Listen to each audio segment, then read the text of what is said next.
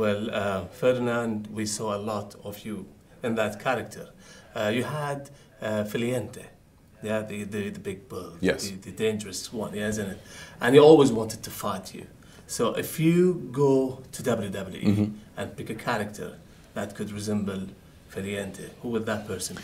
Valiente would be the Miz if Miz were 100 pounds heavier. But Valiente would definitely be the Miz. We cover WWE for the Middle East, and we always love you being there in WWE, fighting, storylines, everything. And you always encourage all these superstars to do more and better.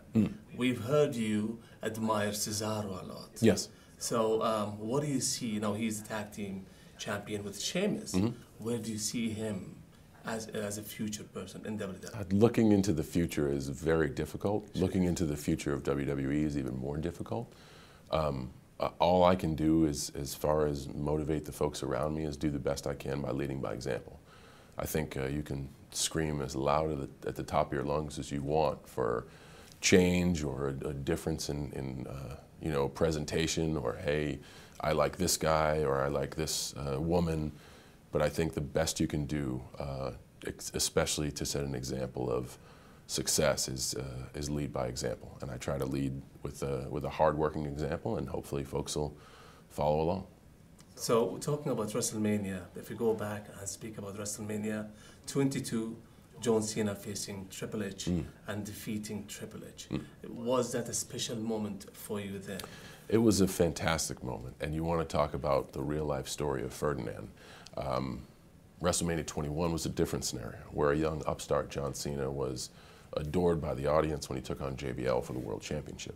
Flash forward to 22 against Triple H in Chicago, where the same John Cena, a year later, is really heavily booed by the audience in Chicago, especially for beating the mighty Triple H on the grandest stage of them all.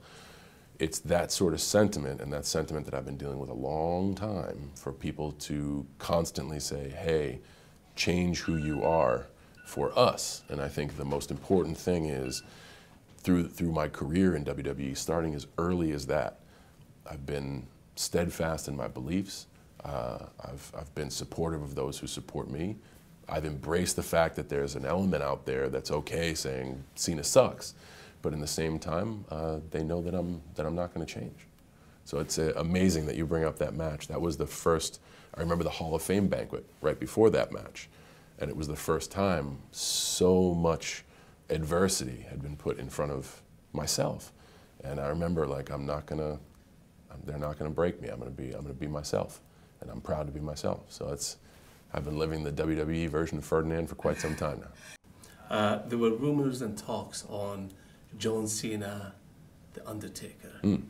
If you could bring The Undertaker back from retirement and fight him this last match of you and Undertaker, would you want to do that?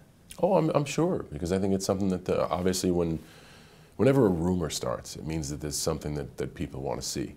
And our job is to give the audience things that they want to see. Now, you got to understand, a lot of that's out of my control. Everybody thinks that I run the program and make the matches and all that stuff. Like I said, I think the best way to do my work is to do it as good as I can. So I'll be in the ring.